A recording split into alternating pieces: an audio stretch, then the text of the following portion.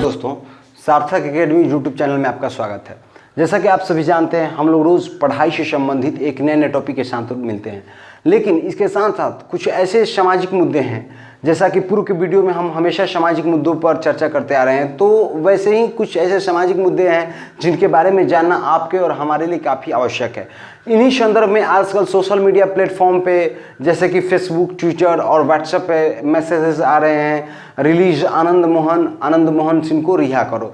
तो चलिए आज हम बात करेंगे आनंद मोहन सिंह के बारे में। आनंद मोहन सिंह के पारिवारिक जीवन के बारे में बात करेंगे, इनके राजनीतिक सफर के बारे में बात करेंगे और इसके साथ साथ इनकी अभी वर्तमान स्थिति क्या है, किस स्थिति में है ये, उसके बारे में बात करेंगे। तो चलिए शुरुआत करते हैं। सबसे पहले देखेंगे उनके पारिवारिक जीवन के बारे में। तो उनके पारिवारिक जीवन यह है कि वो उनका जन्म 1954 में हुआ था, सहरसा उनका गृह जिला है, ठीक है। उसके बाद में इनकी पठन पाठन की क्रिया समाप्त हुई और उसके बाद में इन्होंने शादी की श्री लवली आनंद जी से। इनके दो पुत्र और एक पुत्री हैं। इनके बड़े पुत्र का नाम श्री चेतन आनंद है, जो कि शिवहर विधानसभा से अभी वर्तमान में विधायक हैं, आरजेडी के विधायक हैं। उसके बाद में इनकी लड़की का नाम सुरभि आनंद है, अंशुमान आनंद इनके छोटे पुत्र हैं, ठीक है। एक स्वतंत्रता सेनानी का पोता, यानी कि इनके दादाश्री जो थे एक स्वतंत्रता सेनानी थे, उनके पोते श्री आनंद मोहन सिंह पर ये लांछन लगा है, या फिर इसको कहा जाए कि ये दोषी करार हुए हैं कि ये एक गोपालगंज के डीएम श्री जी कृष्णमैया की हत्या करवाए हैं, ठीक है। उसी विषय में अभी ये वर्तमान स्थिति में जेल में है। तो चलिए ये इनकी मतलब जैसे कि पारिवारिक जीवन हो गया, लेकिन अभी बात करते हैं हम लोग इनके राजनीतिक सफर के। राजनीतिक सफर इनकी शुरुआत होती है जयप्रकाश नारायण की संपूर्ण क्रांति से। महज 17 साल की उम्र में इन्होंने संपूर्ण क्रांति में कूदकर और अपने जयप्रकाश नारायण जो कि संपूर्ण क्रांति के अग्रदूत थे, उनके साथ कदम से कदम मिलाकर इन्होंने क्रांति में भाग लिया और काफ़ी दमखम के साथ क्रांति में इन्होंने अपनी सहभागिता दर्ज की। लेकिन इनकी तब जाके ये चर्चा का विषय बने जब मोरारजी देसाई एक बार भाषण दे रहे थे, उस समय प्रधानमंत्री थे, और इन्होंने उनके भाषण देने के दौरान उन्हें काले झंडे दिखाए थे। उस समय इनकी पूरी चर्चा बिहार समेत पूरे देश में हुई और उस समय इनकी गिरफ्तारी भी हुई। समय बीतता गया और ये पहले विधायक बने, उसके बाद फिर सांसद बने। लेकिन एक समय ऐसा आया जब इनके मित्र छोटन शुक्ला की हत्या कर दी गई, ठीक है। मुजफ्फरपुर में छोटन शुक्ला की हत्या कर दी गई और उस समय इनका राजनीतिक जीवन काफ़ी उभर रहा था, ठीक है। ये इनका राजनीतिक सफर था और इनके तरह तरह के कई प्रकार के इनके दुश्मन भी उभर रहे थे। लेकिन जैसा कि हम सभी जानते हैं कि कहीं भी गांव हो या शहर हो या हमारे समाज में बहुत तरह के ऐसे लोग हैं जो काफ़ी जब आगे बढ़ते हैं तो तरह तरह के उनके दुश्मन पैदा होने लगते हैं।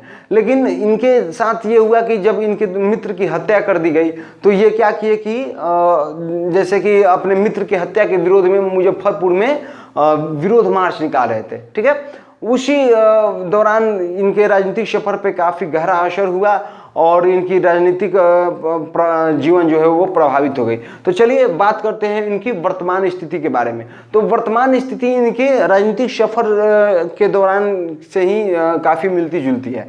हुआ यूँ कि जब ये नेतृत्व कर रहे थे उस भीड़ की, उसी भीड़ में कुछ असामाजिक तत्व शामिल होकर और रहस्यमयी तरीके से गोपालगंज के वर्तमान डीएम उस समय के श्री जी कृष्णमैया की हत्या कर दिए और उसका मतलब सारा दोष आ गया श्री आनंद मोहन जी पर।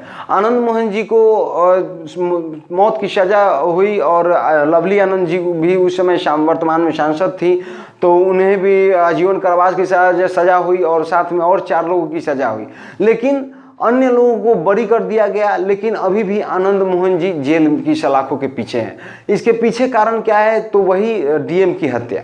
तो मैं इस वीडियो के माध्यम से ये आप लोगों को बात समझाने की कोशिश कर रहा हूँ, या फिर इस बात पे मैं चर्चा कर रहा हूँ कि अगर जब मतलब निचली अदालत पटना की निचली अदालत ने जब इन्हें फांसी की सज़ा सुनाई, उसके बाद इन्होंने अग्रिम अदालत में इन्होंने अपील की और उसने फांसी की सज़ा को तब्दील करके आजीवन कारावास में बदल दिया।